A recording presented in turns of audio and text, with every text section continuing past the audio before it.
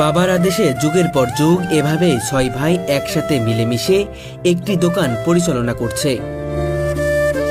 শুধু তাই নয়, তারা ছয় ভাই এখনো পর্যন্ত এক বাড়িতে বসবাস করছেন এবং এক হাঁড়িতে রান্নাবান্না হচ্ছে।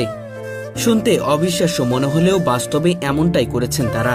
এটি হলো 10 জনের আশীর্বাদ। আমরা যে ছয় ভাই একসঙ্গে আছি, যতদিন আল্লাহ বাঁচায় রাখে বা ভগবান একই কথা, ততদিন পর্যন্ত থাকবো। তারপরে এরপরে আমার ছেলে পেলে আছে, তারা যা করে তার করুক, আমরা আছি।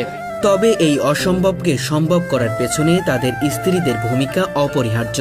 তাদের ছয় ভাইয়ের স্ত্রীদের মিল মহব্বত এমনটাই স্বীকার করেন তারা। বিয়ে করার পরেই দেখা যায় যে আলাদা হয়ে যাচ্ছে, তো দাদাদের সেই এটা নেই, বৌদিদেরও মিলতালটা বেশি, যার কারণে ওনারা এখনো একসঙ্গেই আছেন। বর্তমান সময়ে যখন ভাইতে ভাইয়ে দ্বন্দ্ব, কলহ এবং রক্তক্ষয় হচ্ছে, ঠিক সেই সময় তারা ছয় ভাই যেন এক উজ্জ্বল দৃষ্টান্ত স্থাপন করেছেন।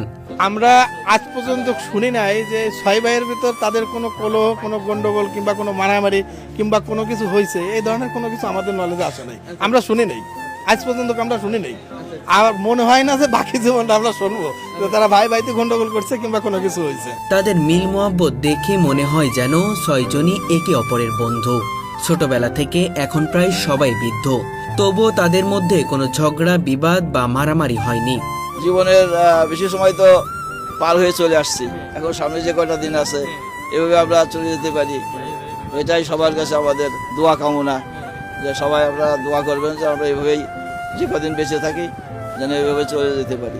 তারা কটু কথা বলতে জানে না, বরং সবসময় একে অপরের সম্মান এবং শ্রদ্ধা দিয়ে কথা বলেন।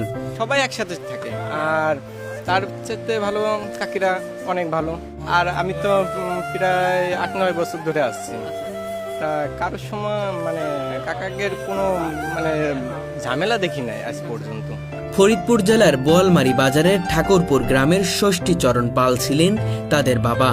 তিনি জীবিকার জন্য মাটির হাঁড়ি ও পাতিল বানিয়ে বিক্রি করতেন, কিন্তু তিনি কখনো চাননি যে তার ছেলেরা মাটির হাঁড়ি তৈরি করবে। তাই প্রায় 50 বছর আগে তিনি বোয়ালমারী বাজারে মহামায়া ভান্ডার নামে একটি মুদি দোকান তৈরি করেছিলেন তার স্ত্রীর নামে। 1997 সালের 14 ফেব্রুয়ারি মৃত্যুর আগে তিনি ছেলেদের নির্দেশ দিয়েছিলেন, সবাই একসাথে থেকো এবং ব্যবসা চালিয়ে যাও।